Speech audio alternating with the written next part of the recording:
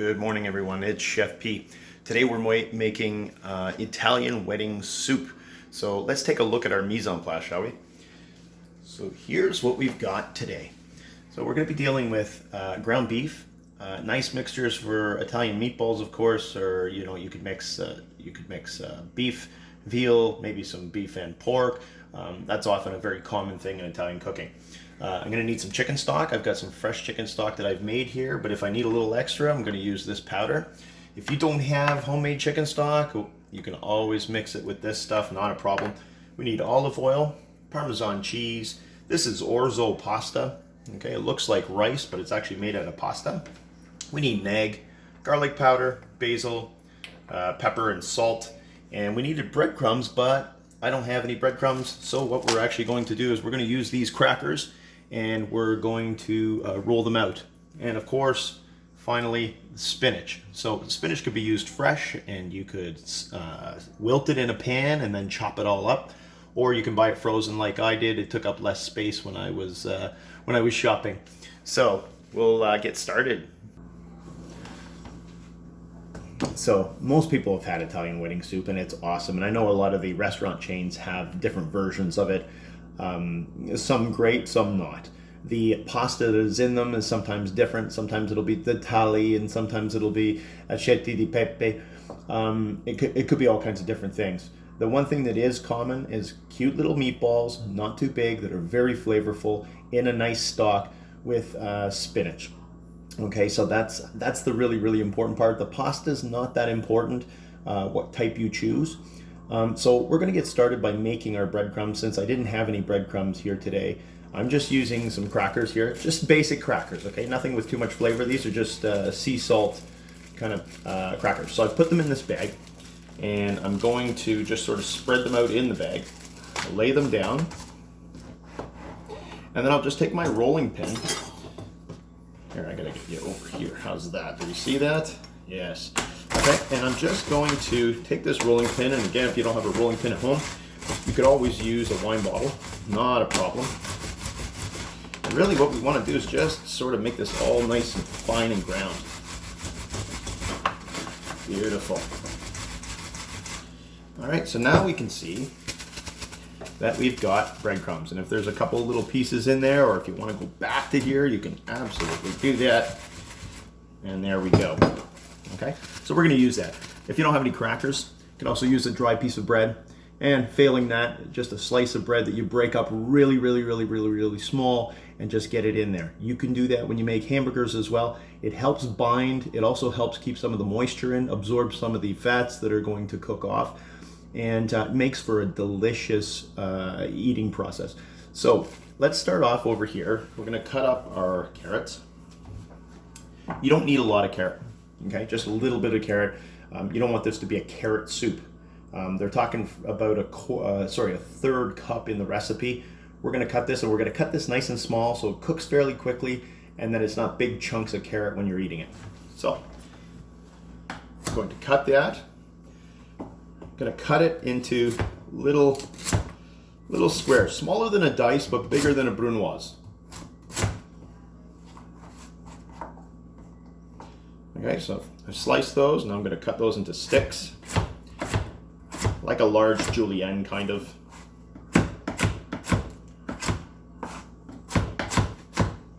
And then I'm going to cut them crossways this way.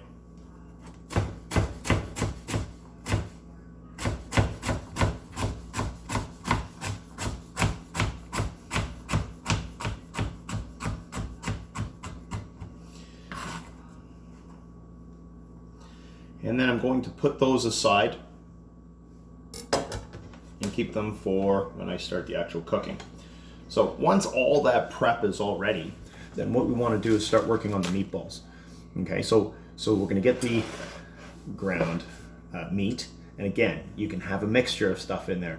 I had originally for this recipe even grabbed some ground chicken, but I didn't want to defrost that much of it, so I only took out just the beef. But again, very common in Italian cooking is to make meatballs with mixed meats. Okay, so pork, veal, beef, and I'm just going to take it to the next level with chicken or turkey or anything like that. But today we're just going to go really simple. Okay, so what we're going to do in there We're going to crack one egg. Okay, you've got about a ½ pound of meat here. Okay, I'm going to save that for my compost, of course. Then, onion powder and or garlic powder. Okay, I'm going to put in about a ½ teaspoon in there. I'm going to put some basil in there as well. Okay, and I'm going to put about a good rounded teaspoon in there. That should do it. I'm going to put some salt and pepper. And again, I'm using that white pepper just because it's in my in my little shaker. But you can use black pepper, not a problem. Cracked pepper is the best, of course. And a little bit of salt, just get that flavor going. That's it. So we're looking at about a ½ teaspoon in there. And this is where my love for cooking happens. A bit of this, bit of that, you know what I mean? And it's just good. Baking's just fun, but it's so, you gotta be so precise, right? So anyway, I put my homemade breadcrumbs in here today. That's it. And I'm gonna put a couple of teaspoons of Parmesan cheese. That's it. And what I'm going to want to do is mix that now. All right, I'm going to get you to a better view, and then we can. I'll show you how to make those. Okay, so we should talk about food safety. Food safety, very important now. We're dealing with ground meats here, and we also have other foods here, and we have a whole area. Okay, I sanitized everything before I started. I've been washing my hands in between, 6-step process, as you guys remember. But it's very important. I'm gonna get my hands into this. I find that with meatballs, the best way to do it is just to get your hands in there so that you can make sure that it's well mixed. Then after that, we're going to be rolling little tiny meatballs, and they have to be small. We're not talking about spaghetti sized meatballs. We're talking little tiny meatballs that can fit on a spoon within a soup. And again, we don't want those falling, you know, because it's an Italian wedding soup. It's classically served at a wedding. So we want to make sure that we're not, you know, having people drop it down and then it hits them and splashes up on their ties and blouses and just makes a mess. So I'm going to get started. I'm just going to show you, and then I'll start rolling the meatballs here. All right, so my mixture has everything in it. I haven't touched it yet. I'm going in with my hands that are now been washed and clean. Okay, and I'm just going to work all that stuff through, and I want to make sure that all that is mixed well. That egg that's in there helps to bind, as well as the Parmesan cheese and the breadcrumbs, and it helps just bring it all together, hold it together, and not fall apart when we put it in the water. And again, like I said before, it keeps that texture. It keeps it nice and moist. It makes the difference between a good meatball and a nasty meatball. And this same sort of recipe for your meatballs could be used to make burgers, could be used to make meatballs that you would put in spaghetti sauce. They'd just be bigger. And of course, I mean, years ago, I ran an Italian panini shop and pizza shop, and we used to serve a meatball sandwich. And we used to make meatballs that were this big, and we used to bake them and then cook them in sauce, and then slice those and put them on homemade buns, and they were just absolutely awesome. All right, so I have a pretty good mixture here, and I can see that everything's all been put around, and you can see that it's all the same sort of texture. All right, and I'm looking for little areas where maybe there's a chunk of pepper or something, or a little gathering of pepper or spice, and I want to make sure that those are all nicely mixed. Now, here's the important part. Making meatballs and making them the right size. Okay, look at that. Okay, so it's like the size of the nail of my thumb, and I'm just going to put that there. I'm going to continue on again. You're going to want to just get through this, so you're going to make them bigger and bigger as you go, but keep an eye on them. They should be equal in size.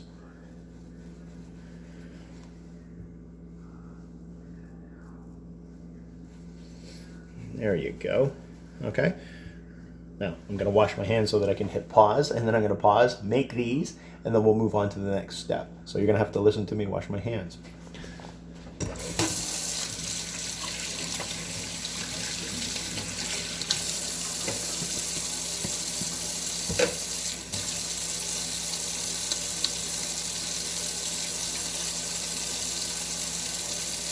And now is the time you'd probably hear, happy birthday to you, happy birthday to you, happy birthday, happy birthday, happy birthday to you.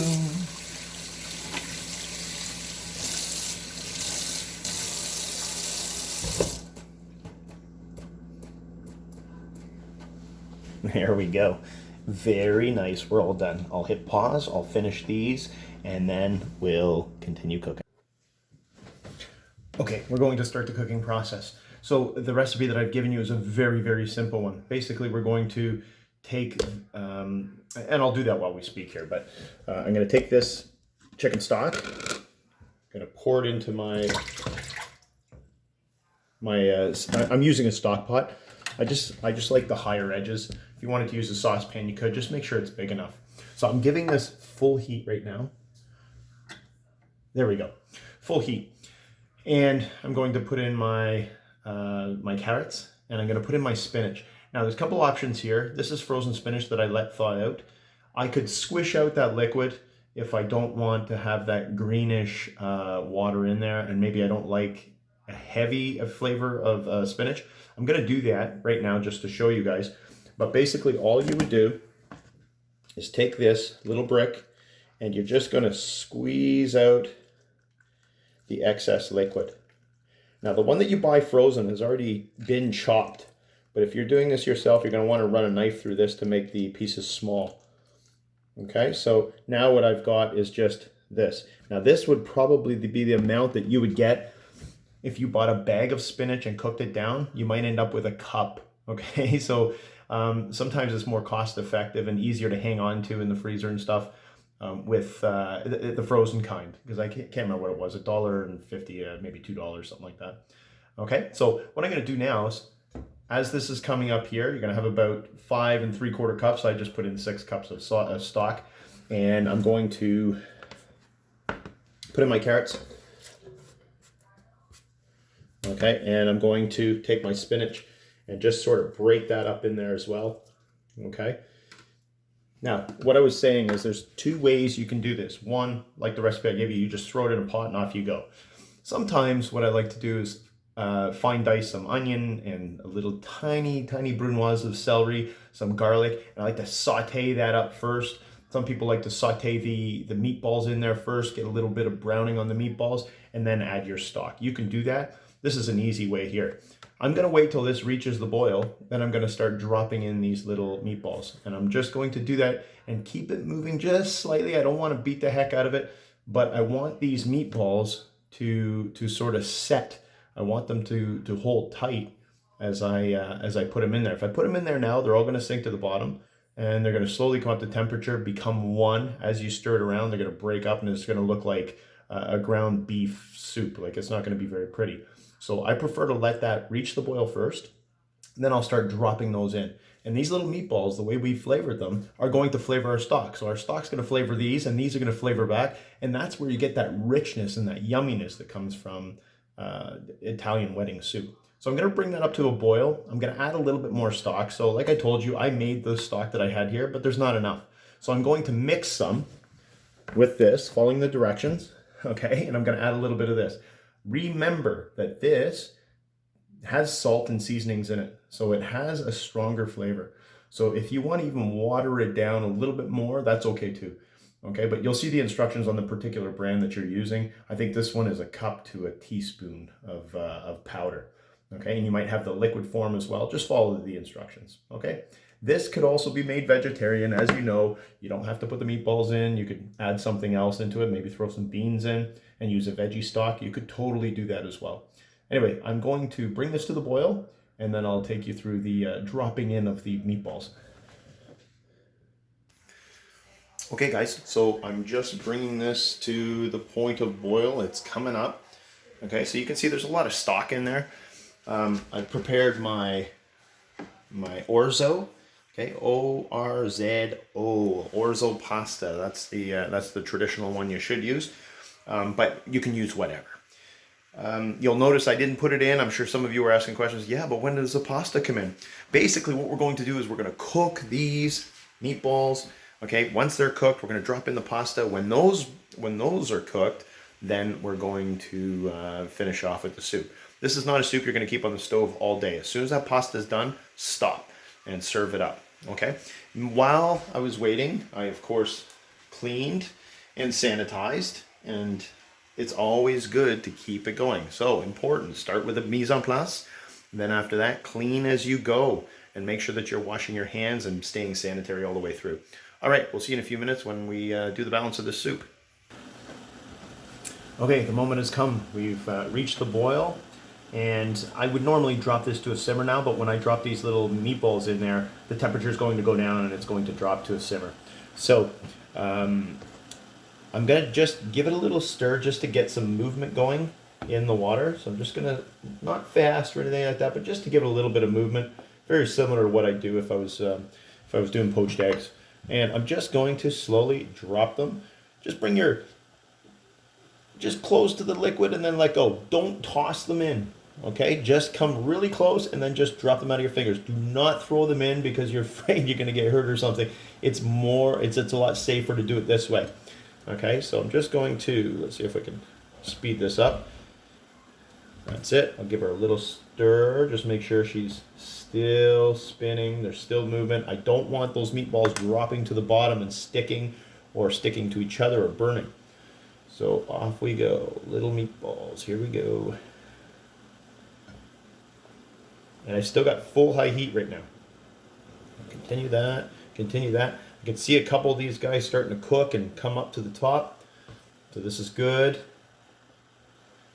Just really gentle. You don't want to break them apart.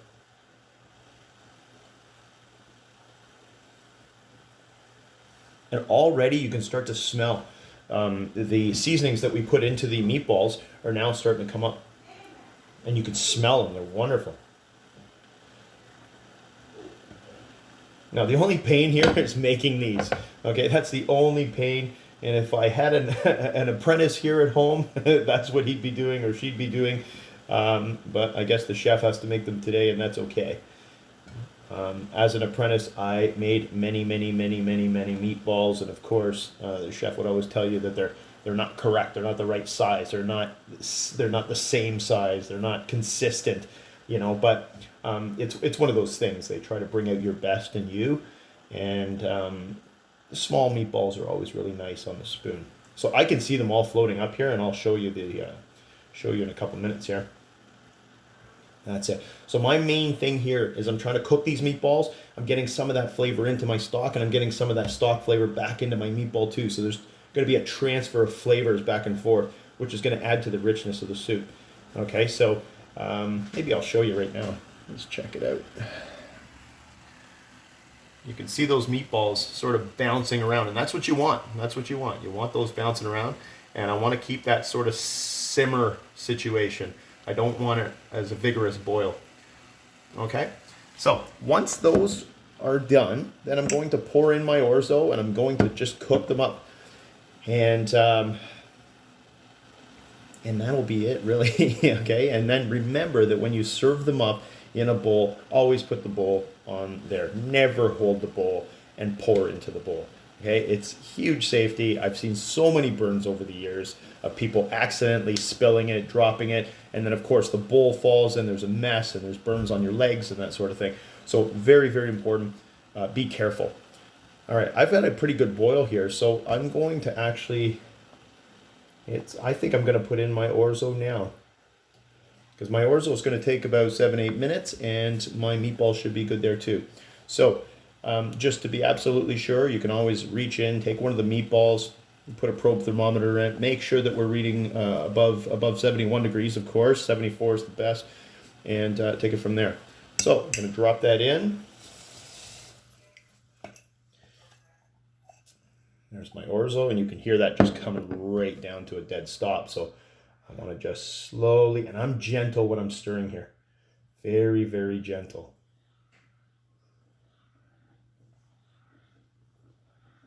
All right, I'll let that go for the few minutes left, and then I'll pour a bowl and show you that.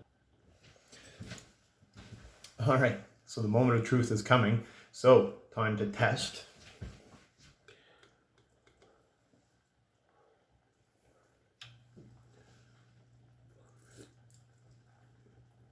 Oh, that's delicious. That's delicious. It doesn't require anything.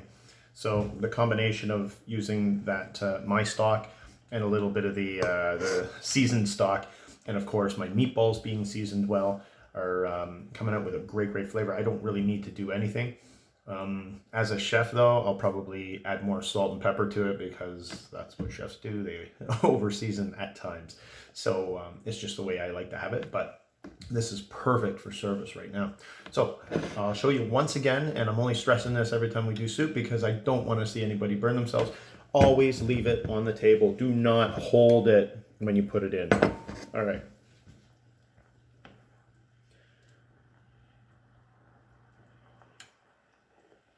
There we go.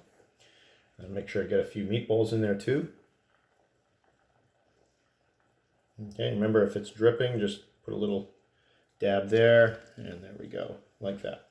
Okay, so there's our soup. All right, look at that.